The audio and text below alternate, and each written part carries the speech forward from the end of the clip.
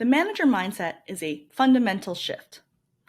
The role is people-centered and relational in nature, and often requires a completely new set of skills from a person's previous role.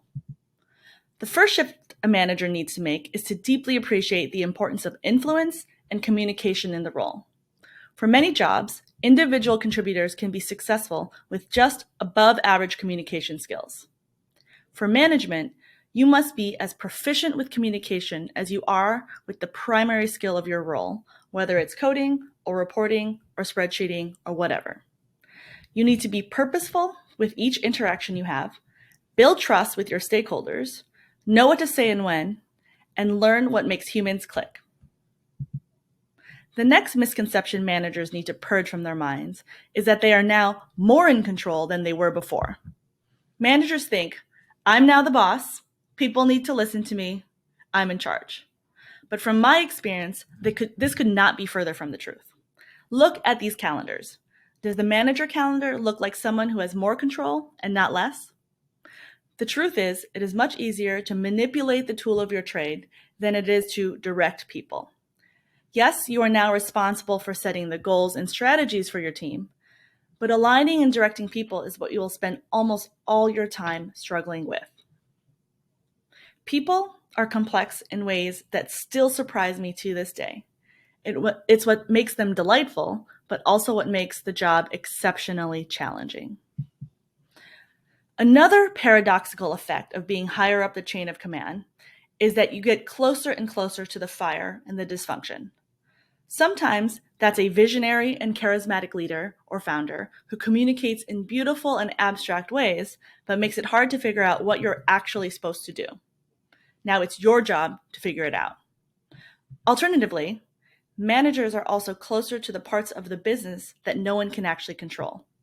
For instance, when the world gets flipped upside down and the scripts are all worthless. Imagine being at a physical newspaper as the internet takes over, or being anywhere at the start of the pandemic. Your job is to lead through the disruption. For many, it is exciting, but for others, it feels like free fall. The way forward is for managers to manage their arrogance, the arrogance goblin. The managers who are most surprised by the lack of control often fall back to micromanaging.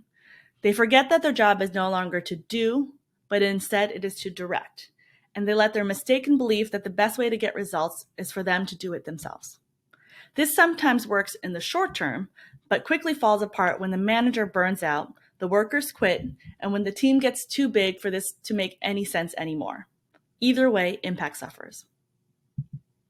On the other side of the manager spectrum are those who treat their work teams like family, eventually leading to a laissez-faire or low accountability pattern of management.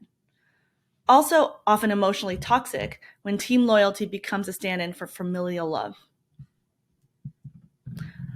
Much of this comes from a deep need to be liked, which is one of the most damaging patterns in management. Kim Scott from Radical Candor fame calls this ruinous empathy, and it leads to managers who never give useful feedback and don't hold their teams accountable.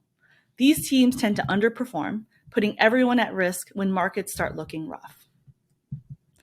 Last but not least, great managers embrace the discomfort in bold action. Humans naturally seek the safety of routine and predictability, but doing the same thing as before will always stop working at some point. The world changes too often.